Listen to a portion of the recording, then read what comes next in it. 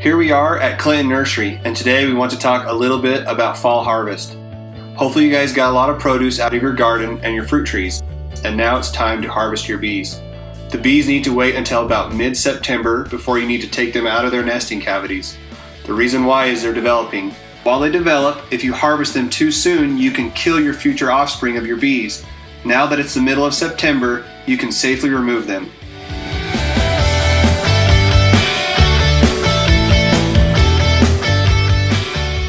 The reason why we wait until mid-September to start processing our bees is we need to make sure that they're full-fledged bees. If we start cleaning them too soon, we run the risk of the bees, when they're developing, latching together and their wings attaching to their body, and it will kill them because they can't fly. If we do a little bit later, it's just fine. So do you have to clean out your nesting material? No, but it does give the upper hand to the bees.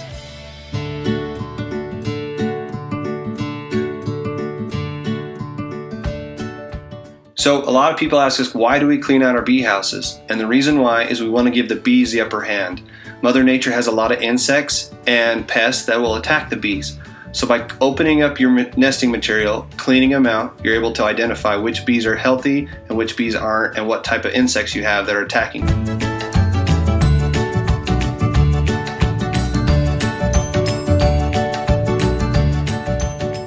When opening your nesting material, you'll find an array of different insects inside. We want to be able to identify which ones are good and which ones are bad. Primarily, which ones are bad, that way they don't harm the good ones. Some that you might see are earwigs. The next one is a beetle. Sometimes they'll be alive and be crawling around, or other times they'll look like this, a red larva.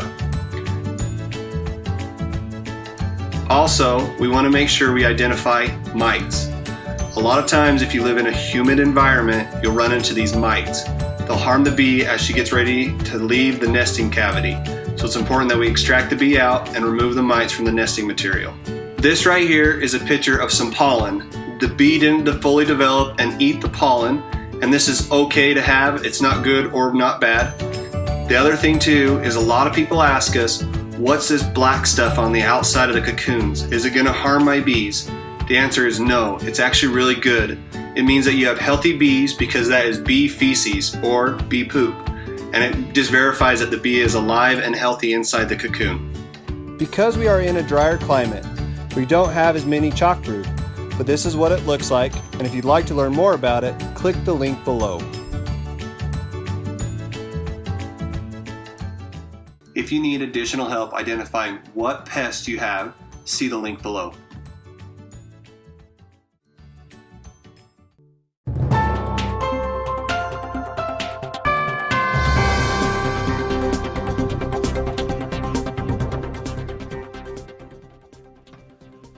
When extracting your bees from laminates, what you'll need to do is have a nice work area because it gets messy.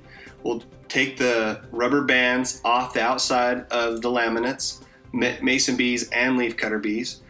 The back is where the cardboard is. So we'll remove the cardboard, and what we want to do is go through them layer by layer.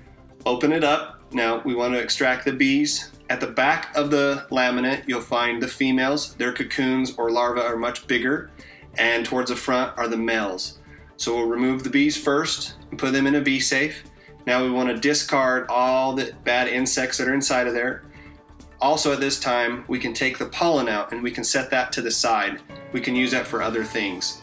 Once we removed all the bees and other insects from the laminates, we're going to want to take a wire brush. You can use a metal wire brush from your local hardware store.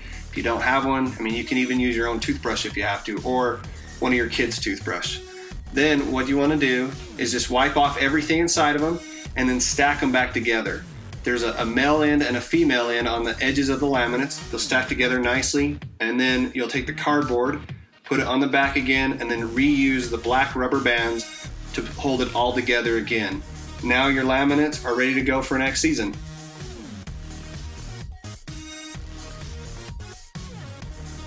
Now that we've extracted the bees from the laminates, we can put them in a bee safe. A bee safe is necessary to have so we can keep the bees hydrated throughout the winter months. We just want to add a little bit of water to the bottom of it and make sure the cocoons are not resting in any water. We can put both mason bees and leafcutter bees in the same bee safe.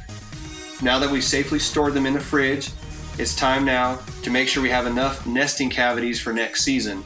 A good way to tell is count up how many mason bees you have or leafcutter bees, and you should have the equivalent in holes. So if you have 10 mason bees, you should have 10 holes available for next season to get maximum return on your bees.